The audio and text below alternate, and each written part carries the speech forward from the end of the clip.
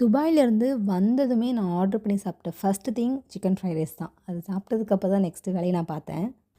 இப்போ நான் ஜாயின் பண்ண கம்பெனியில் பார்த்தீங்கன்னா, ஒர்க் ஃப்ரம் ஹோம் ஆப்ஷன் இருக்குது. ஸோ ஃபுல்லாகவே எடுத்துக்கலாம் அப்படின்னு சொல்லியிருக்காங்க.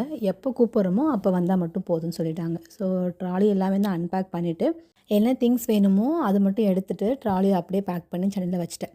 ஸோ என்னோடய சொந்த ஊர் பார்த்திங்கன்னா பண்ருட்டி. நான் அப்பப்போ நெய்வேலி போவேன். அது எங்கள் அப்பாவோட தங்கச்சி ஊர். ஸோ என்னோடய அத்தை ஊர்.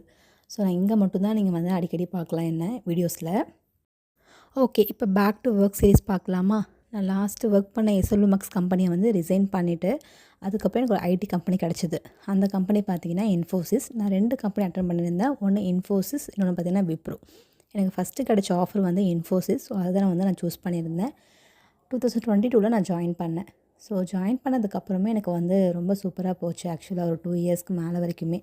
ஏன்னா அதில் வந்து 2 டேஸ் லீவ் இருக்குது, ஒர்க் ஃப்ரம் ஆப்ஷன் இருந்துச்சு. அது இல்லாமல் எனக்கு எடுத்தோடனே நான் ப்ராஜெக்ட்லேயுமே அசைன் ஆகிட்டேன். ஸோ அப்படியே வந்து போயிட்டு இருந்துச்சு. பேசிக்காக சேலரி வந்து எனக்கு ஒரு 25K ப்ளஸ் கிடச்சிது. அதை வச்சு வந்து அப்போ மேனேஜ் பண்ண முடிஞ்சது. அது இல்லாமல் நான் பண்ண ப்ராஜெக்ட் ரொம்ப டஃப்பாக இருக்குன்றதால வாங்காத அடி கிடையாது, நிறைய அடி வாங்கியிருக்கேன். சேம் வைஸ் நான் எக்ஸ்பீரியன்ஸும் கெயின் பண்ணிட்டேன்.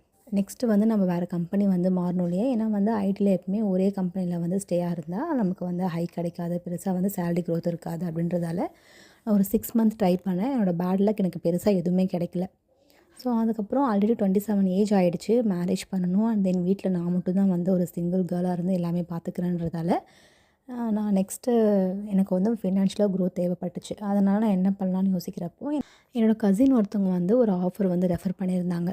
துபாயில் அட்மினாக ஒர்க் பண்ணுற மாதிரி. ஸோ ஐடி ஃபீல்டையே பிரேக் பண்ணிவிட்டு அதை நான் எப்படி போனேன்றதை நெக்ஸ்ட் வீடியோவில் பார்க்கலாம்.